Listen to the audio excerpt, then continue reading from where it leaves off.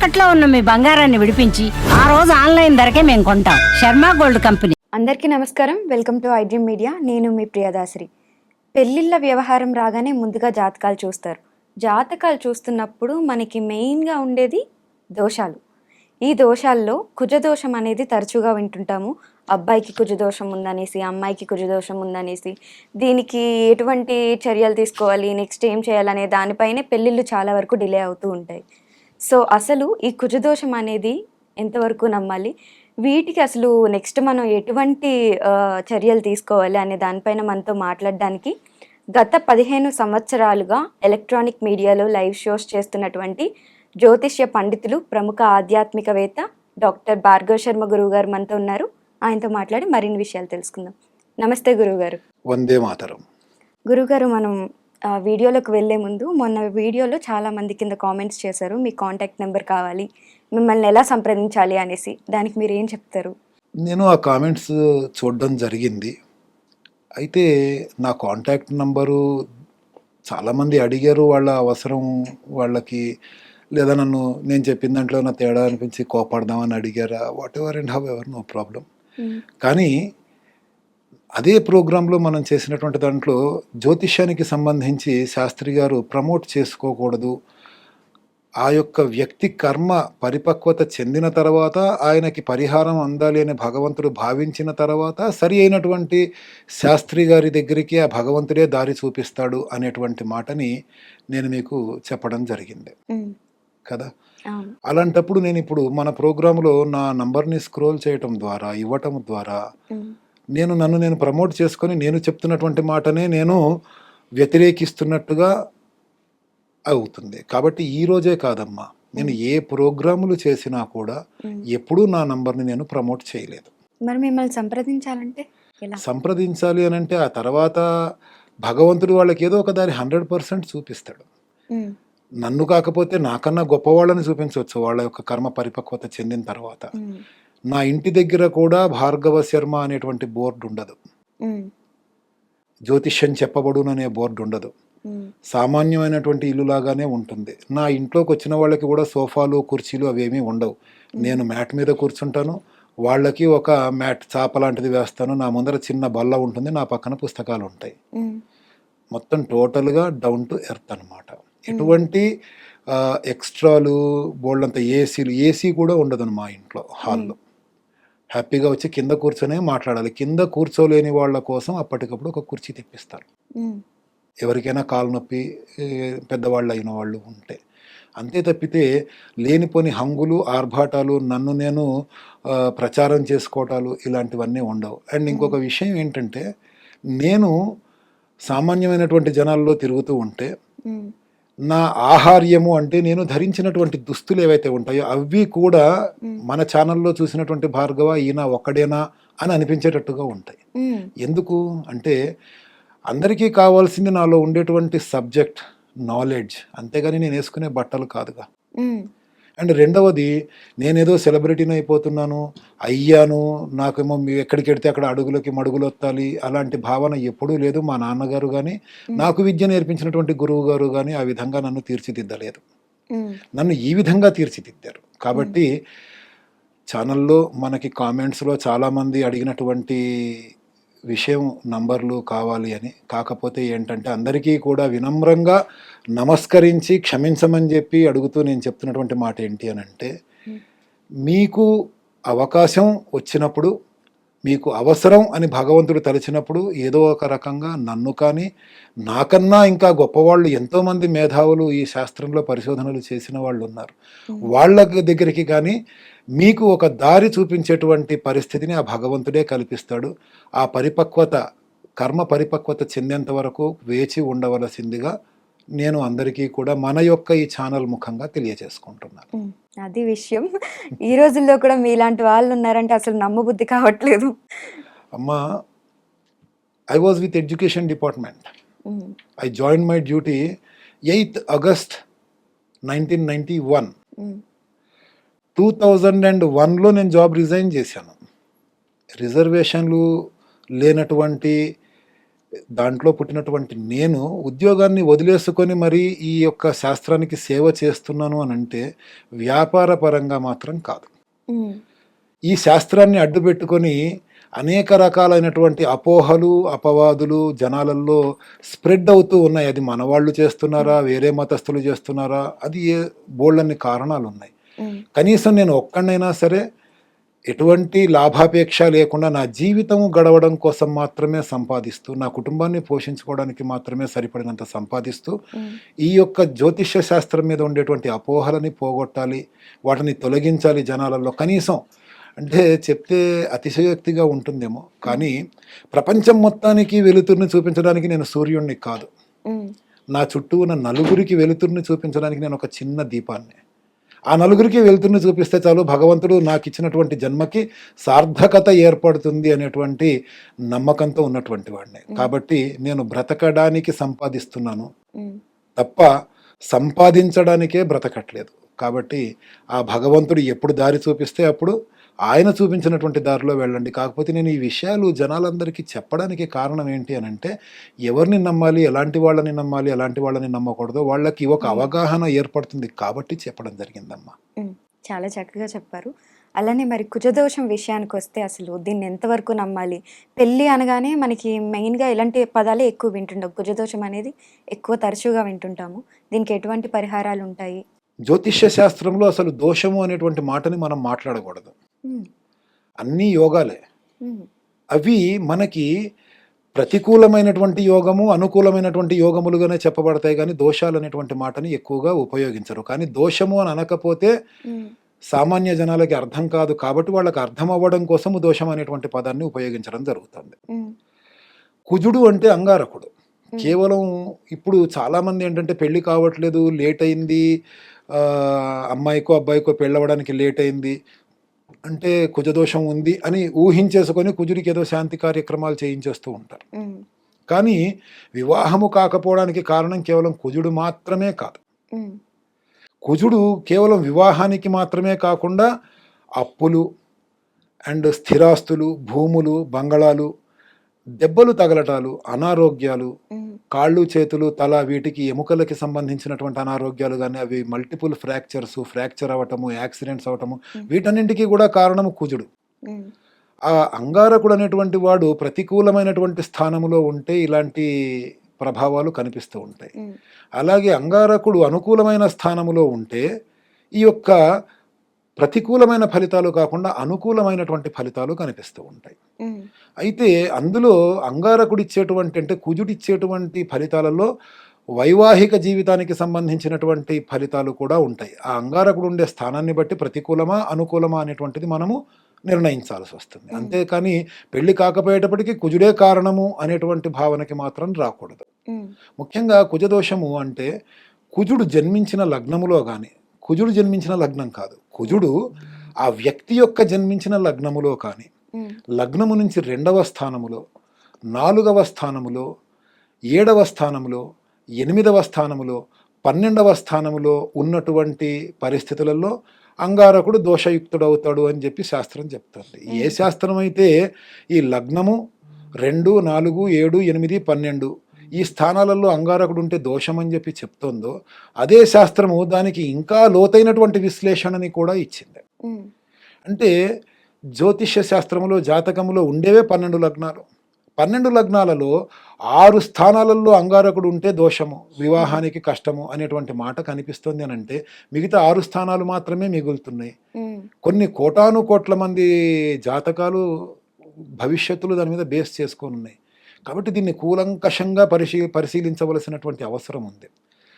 అంగారకుడికి మిత్రులైనటువంటి బృహస్పతి యొక్క రాశిలో ఉమ్, అంటే ధనస్సు రాశి, మీనరాశిలో, ఉమ్, అంగారకుడికి స్వక్షేత్రములైనటువంటి మేషరాశి, వృశ్చిక రాశిలో, అంగారకుడికి మిత్రులైనటువంటి సింహరాశి, కర్కాటక రాశిలో జన్మించినటువంటి వాళ్ళకి కుజదోషము ఉండదు అనేటువంటి విషయాన్ని కూడా శాస్త్రం చెప్తుంది. కుజుడు ఏ స్థానంలో ఉన్నా సరే దోషం కాదు అని అంటుంది. ఉమ్, అంతేకాకుండా జాతకములో అంగారకుడి యొక్క స్థితిని బృహస్పతి చూస్తున్నా, ఉమ్, అంగారకుడు బృహస్పతి కలిసి ఉన్న పరస్పరము ఒకళ్ళనొకళ్ళు చూసుకుంటూ ఉన్న, అంగారకుడి దృష్టి బృహస్పతి మీద ఉన్న, అంగారకుడు వచ్చేసి బృహస్పతి స్థానాలలో ఉన్న అంటే ధనస్సు రాశిలో కానీ మీనరాశిలో కానీ ఉన్న కుజదోష ప్రభావం ఉండదు అనేటువంటి మాటని చెప్తున్నాయి. అలాగే 27 నక్షత్రాలలో దాదాపుగా ఒక 12-13 నక్షత్రాలలో జన్మించినటువంటి వాళ్ళకి కుజదోష ప్రభావం ఉండదు. ఆ నక్షత్రాలన్నీ కూడా మేషరాశికి, వృశ్చిక రాశికి, సింహరాశికి, కర్కాటక రాశికి, ధనస్సు రాశికి, మీనరాశికి సంబంధించినటువంటి నక్షత్రాలు అయి ఉంటాయి. వాటికి కూడా మనం చాలా సూక్ష్మంగా, చాలా లోతుగా విశ్లేషించుకుంటూ వెడితే ఏ నక్షత్రములో ఉన్న వాళ్ళకి ఏ స్థానములో కుజురుంటే ప్రభావం ఉండదు, అండ్ అలాగే లగ్నములో కుజురుంటే ప్రభావం ఏంటి, 2లో ఉంటే ప్రభావం ఏంటి, 4లో ఉంటే ప్రభావం ఏంటి, 7లో ఉంటే ప్రభావం ఏంటి, 8లో ఉంటే ప్రభావం ఏంటి, 12లో ఉంటే ప్రభావం ఏంటి, ఈ ప్రభావాలన్నీ కూడా చెప్పడం జరిగింది. కొన్ని స్థానాలలో ఉంటే అంగారకుడు వివాహం ఆలస్యం అవుతుంది, కొన్ని స్థానాలలో అంగారకుడు వివాహం తొందరగానే చేస్తాడు కానీ భార్యాభర్తల మధ్యన వియోగాన్ని సృష్టిస్తాడు. కొన్ని స్థానాలలో విడిపోవటాన్ని సృష్టిస్తూ ఉంటాడు. కొన్ని స్థానాలలో భార్యకి సేవ చేసేటువంటి పరిస్థితిని ఆరోగ్యరీత్యా ఆవిడని అనారోగ్య పాలు చేసేసి భర్త ఎప్పుడూ భార్య యొక్క అనారోగ్యాన్ని తలుచుకుంటూ బాధపడేటువంటి స్థితిని కల్పిస్తూ ఉంటాడు. కాబట్టి కేవలం అంగారకుడి మూలంగా మాత్రమే వివాహాలు ఆలస్యం అవుతాయి అనేటువంటిది అపవాదు. దానికి ఇంకా వేరే కారణాలు కూడా ఉంటాయి వివాహం ఆలస్యం అవడానికి. ఏంటంటే సరి అయినటువంటి గ్రహ బలము లేకపోవటము వివాహం సమయానికి. రెండవది అంటే గ్రహ బలం అంటే బృహస్పతి యొక్క బలము కూడా ఉండాలి వివాహానికి. అండ్ రెండవది కాలసర్ప దోషము, వాటి యొక్క ప్రభావాలు. ఆ సమయంలో వివాహం చేద్దాము అని అనుకున్నటువంటి సమయంలో ఆ యొక్క వ్యక్తికి, పెళ్లి చేసుకోవాలనుకున్నటువంటి వ్యక్తికి మహర్దశ, అంతర్దశ, సూక్ష్మంతర్దశ, గోచార రీత్యా ఫలితాలు ఎలా ఉన్నాయి, ఇవన్నీ కూడా ఇంపాక్ట్ చూపిస్తూ ఉంటాయి. వాటిని అన్నింటినీ కూడా సరి అయినటువంటి విధంగా గణన చేస్తేనే కానీ వివాహానికి సంబంధించి మనం పూర్తి స్థాయిలో ఏది నిర్ధారణగా చెప్పలేము. ఓకే, ఇందాక కొన్ని రాశులు చెప్పారు కదా మీరు, సింహరాశి, మీనరాశి, ఈ రాశిలో ఉన్న వాళ్ళకి కుజదోషం ఉండదు అనేసి. ఒకవేళ వేరే వాళ్ళకి జాతకాలు ఎప్పుడన్నా చూపించుకున్నప్పుడు ఆ రాశి వాళ్ళకి కుజదోషం ఉంది అని చెప్తే ఒకటి ఏంటంటే 2 రకాలుగా ఆలోచించాలమ్మాయి. ఒకటి, ఈ యొక్క వ్యక్తికి ఇంకా కర్మ పరిపక్వత చెంది సరి అయినటువంటి సిద్ధాంతి గారి దగ్గరికి వెళ్ళలేదని అనుకోవచ్చు, లేదా సిద్ధాంతి గారు పూర్తిగా దీని గురించి తెలుసుకోకుండానే చెప్తున్నారు అని అనుకోవచ్చు. ఇంతే అయి ఉంటుంది. మరి దీనికి పరిహారాలు ఏముంటాయి నిజంగా కుజదోషం ఉంది అంటే? కుజునికి పరిహారాలు, వివాహానికైతే కొన్ని రకాల పరిహారాలు, అప్పుల బాధకైతే కొన్ని రకాల పరిహారాలు, అనారోగ్యము, ఎముకలకి దెబ్బ తగులుతూ ఉండడము, వీటి మూలంగా కొన్ని రకాల పరిహారాలు ఉంటాయి. ముఖ్యంగా అంగారకునికి, కుజునికి రుణ విమోచన అంగారక స్తోత్రము అనేది ఉంటుంది. అది గనక మనం వినడము, మంగళవారాల పూట దాన్ని మనం చదవటము, అది చదివి నవగ్రహాలకి వెళ్ళి అక్కడ అంగారకుడికి ప్రదక్షిణ చేసుకోవటము, అంగారకుడు అంటే కేవలం అంగారకుడికి కాదు 9 గ్రహాలకి కూడా ప్రదక్షిణ చేసుకోవటము, కందులు, ఎరుపు రంగు వస్త్రము ఇలాంటివి దానం ఇవ్వటము అనేటువంటిది అప్పుల బాధ నుంచి బయటపడేస్తుంది. చదవటం రాని వాళ్ళు ఉంటారు, వాళ్ళు ఇప్పుడు ఉన్నటువంటి మనకి ఎన్నో అద్భుతాలు ఉన్నాయి, సోషల్ మీడియాలు ఉన్నాయి, ఎలక్ట్రానిక్ మీడియాలు ఉన్నాయి. రుణ విమోచన అంగారక స్తోత్రము అని టైప్ చేస్తే మనకి ఏ గూగుల్లోనో దేంట్లోనో పీడిఎఫ్ లేకపోతే అది చదివినటువంటి వాళ్ళ యొక్క వీడియోస్, ఆడియోతో పాటు ఉన్నవి అవి మనకి దొరుకుతాయి యూట్యూబ్లో కానీ వాటిలో. అవి మనము వింటూ ఉండడము, మనల్ని దీని నుంచి పడేయమని చెప్పి, అప్పుల నుంచి పడేయమని చెప్పి ప్రార్థిస్తూ ఉండడము. అలాగే దెబ్బలు తగిలినప్పుడు, అనారోగ్యము, ఆపరేషన్లు, ఎముకలు విరగడం, వీటికి కూడా అంగారకునికి సంపూర్ణమైనటువంటి శాంతి చేస్తే ఆ యొక్క ఫలితాలు, నెగిటివ్ ఫలితాలు పోయి మంచి ఫలితాలు వస్తాయి. ఇంకా వివాహము, వైవాహిక సమస్యలకి సంబంధించినటువంటిదైతే ఆ ఇద్దరి జాతకాలలోనూ కూడా అంగారకుని యొక్క స్థితిగతులు, ఆ అంగారకుడు భార్యాభర్తలు ఇద్దరి జాతకములోనూ ఎలాంటి స్థితిలో ఉన్నాడు, ఎలాంటి ఫలితాలను ఇస్తున్నాడు అనేది కూలంకషంగా గణనము వేసి, అంటే క్యాలిక్యులేట్ చేసి దానికి తగినటువంటి శాంతి, అంటే అంగారకునికి మూలమంత్రం, అధిదేవత, ప్రత్యధిదేవతలతో పాటు జపాలు చేయించి దానికి సంబంధించినటువంటి తీర్థం ఇస్తే, తీర్థప్రసాదాలు ఇస్తే సరిపోతుంది. ఈ కలియుగములో చేయడము కన్నా ఏదన్నా పుణ్యకార్యము, భగవంతుని పూజ చేస్తాను అని మనస్ఫూర్తిగా అనుకోగానే సగం ఫలితం వచ్చేస్తుంది. పూర్తిగా చెయ్యక్కర్లా. మనస్ఫూర్తిగా పూర్తి నమ్మకంతో ఇది చేస్తే ఇది కలుగుతుంది, నాకు ఇది జరిగితే నేను ఈ పూజ చేసుకుంటానో, ఈ పూజ చేసుకుంటే నాకు ఇది కలుగుతుందనే ఆశతోనో మనం సంకల్పించాము అని అంటే చాలు, ఆ భగవంతుని అనుగ్రహంతోనే పని అయిపోతుంది. కానీ ఏ యుగములోనో లేని విధముగా ఈ కలియుగములోనే మానవులు తమ కోరికలు తీరిస్తే జుట్టిస్తానని, నిలువు దోపిడీ ఇస్తానని, పూజ చేసుకుంటానని, వ్రతాలు చేసుకుంటానని, నోములు చేసుకుంటానని భగవంతుడికి మనస్ఫూర్తిగా మొక్కుకునేటువంటి విధానము మనకి కలియుగములోనే కలిగింది. కాబట్టి మనస్ఫూర్తిగా అనుకోండి, అవుతుంది. అయ్యింది కదా అని వదిలిపెట్టకండి, వెంటనే చేసుకోండి. ఆ శాంతి వీలైన వెంటనే చేసుకుంటే పూర్తి ఫలితాలని పొందుతారు. ఓకే, చివరిగా ఒక ప్రశ్న గురుగారు. ఇప్పుడు దోషం ఉంది అంటే పరిహారాలు ఉన్నాయి, చేసుకుంటాం.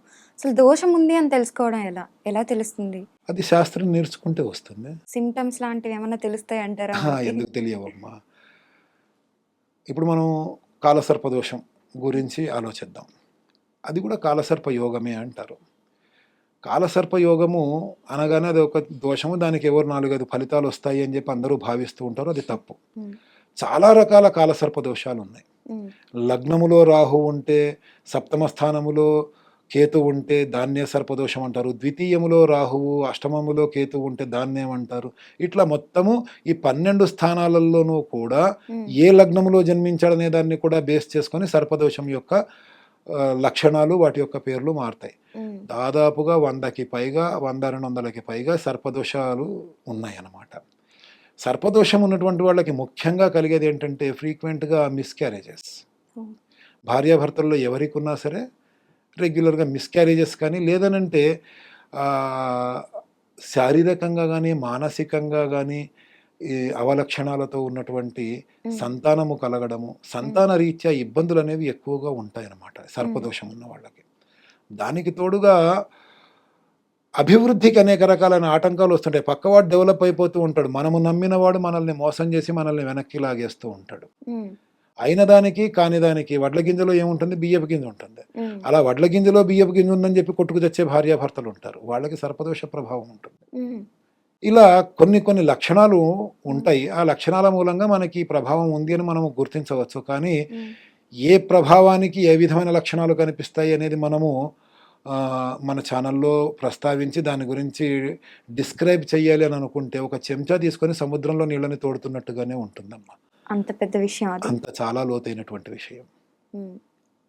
కాబట్టి ప్రధానంగా మంచి సిద్ధాంతి గారిని కలవాలి. సిద్ధాంతి గారు అనగానే చాలామంది ప్రతి బ్రాహ్మడు అన్నీ తెలుసుకునే ఉంటాడు అని చెప్పేసి అనుకుంటూ ఉంటారు. ఇంటి పక్కన ఉన్న చిన్న చిన్న దేవాలయాల్లో బ్రాహ్మణుల దగ్గరికి కూడా వచ్చిన వాళ్ళని బాధ పెట్టి పంపించకుండా వాళ్ళకి ఏదో ఒక ధైర్యం చెప్పి పంపిద్దాము, భగవంతుని యొక్క సన్నిధికి వచ్చారు కదా అనేటువంటి ఉద్దేశంతో ఆ బ్రాహ్మణులు కూడా ఏదో వాళ్ళకి స్వాంతన కలిగించేటువంటి మాటలని చెప్పి పంపిస్తూ ఉంటారు. వాళ్ళు ఊరికే వెళ్లకుండా 10, 25, 50, 100 వాళ్ళ చేతిలో దక్షిణ పెడుతూ ఉంటారు.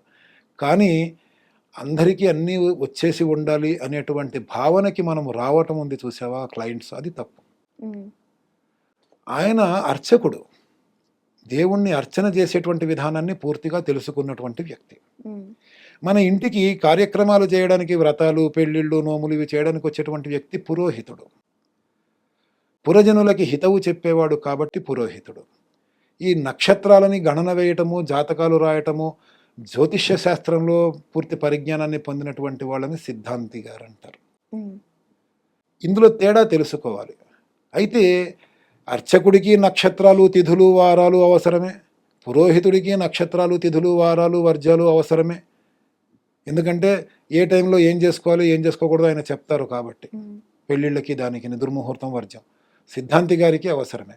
కాబట్టి కేవలము లగ్నాలు, రాసులు, నక్షత్రాలు, తిథులు, వారాలు తెలిసిన వెంటనే వాళ్ళకు అన్నీ తెలుసు అని చెప్పేసేటువంటి అపోహ మనం పడి బ్రాహ్మణుల వద్దకి వెళ్ళి పూర్తిగా జ్యోతిష శాస్త్రం గురించి అవగాహన తెలుసుకునే అవకాశం లేనటువంటి బ్రాహ్మణుల వద్దకి వెళ్ళి వాళ్ళని అడిగి వాళ్ళు కాదనలేక వాళ్ళకి తోచింది ఏదో ఒకటి మంచి జరగాలనే భావనతో భగవంతుని ప్రార్థించి చెప్పటము, వాళ్ళతోనే పొరపాటు చేయించినటువంటి పాపం మనకే ఉంటుంది. కాబట్టి డాక్టర్ అని నేను పెట్టుకున్నాను, ఇంజక్షన్ ఇవ్వగలనా? ఇవ్వలేను. డాక్టర్ అని నేను పెట్టుకోలేను. నాకు డాక్టరేట్ వచ్చింది. ఆ డాక్టరేట్ ఎందులో వచ్చింది? గౌరవ డాక్టరేట్. Honorary doctorate. నాకు ఇంజెక్షన్ ఇవ్వడం కూడా రాదు. డాక్టర్ అనే పేరు ఉండగానే వెళ్ళి నువ్వు డాక్టర్ అయ్యావు, నాకు ఇంజెక్షన్లు ఇవ్వు, నాకు ఆపరేషన్లు చెయ్యి అని చెప్పేసి ప్రతిదానికి ప్రతి దగ్గరికి వెళ్ళడం. కంటికి అవసరమైతే కంటి డాక్టర్ దగ్గరికి వెళ్తాం, హార్ట్కి అవసరమైతే హార్ట్ డాక్టర్ దగ్గరికి వెళ్తాం. అట్లాగే బ్రాహ్మణుల్లో కూడా అర్చన చేయించుకోవాలంటే అర్చకుడి దగ్గరికి వెళ్ళండి. ఇంట్లో స్మార్థము కార్యక్రమాలు చేయించుకోవాలని అనుకుంటే పురోహితుడిని సంప్రదించండి. జ్యోతిష్య శాస్త్రవేత్తని మాత్రమే జాతకాలకి సంబంధించి ప్రొసీడ్ అవ్వండి. అందరికీ నన్ను అడిగితే నన్ను ఏదైనా పూజ చేయమంటే నాకు రాదు పోమంటాను. అదే పురోహితుడి దగ్గరికి వెళ్ళి అడిగితే ఆయన చేయిస్తాడు. కాబట్టి ఆయన దాంట్లో స్పెషలిస్ట్, నేను దీంట్లో స్పెషలిస్ట్. అలా స్పెషలైజేషన్స్ కలిగి ఉన్నటువంటి వ్యక్తుల దగ్గరికి వెళ్ళి అడగటం మూలంగా పూర్తి స్థాయిలో మనకి మంచి ఫలితాలు వచ్చే అవకాశాలు ఉంటాయి. చాలా విషయాలు తెలియజేశారు. ధన్యవాదాలు గురువుగారు. వందే మాతరం. సో చూసారు కదా, మీకు కానీ ఏమైనా సందేహాలు ఉన్నట్లయితే మాకు కామెంట్స్ రూపంలో తెలియజేయండి. నెక్స్ట్ వచ్చే వీడియోస్లో ఆ సందేహాలను గురువు గారిని అడిగి డెఫినెట్గా ఆ సందేహాలకి మనం సమాధానాలు తెలుసుకునే ప్రయత్నం అయితే చేద్దాం. మరొక వీడియోతో మళ్ళీ మిమ్మల్ని కలుసుకుంటాం. అంతవరకు ధన్యవాదాలు.